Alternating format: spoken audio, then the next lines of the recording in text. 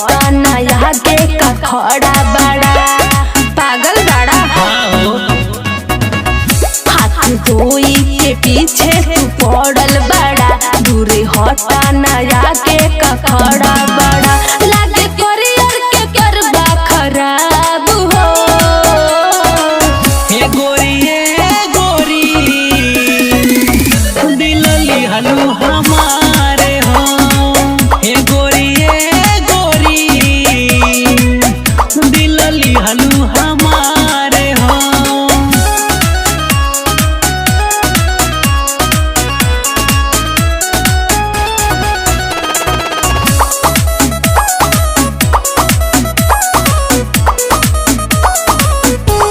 Music by अमन राव।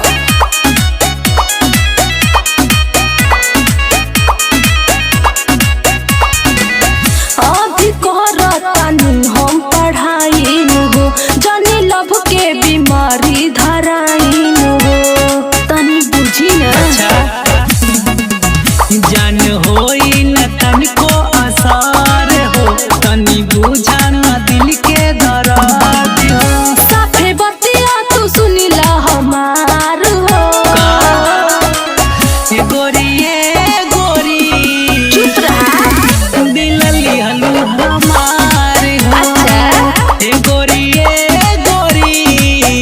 दिल लिहलू हमारे हो दिल लिहलू हमारे हो हमारे हो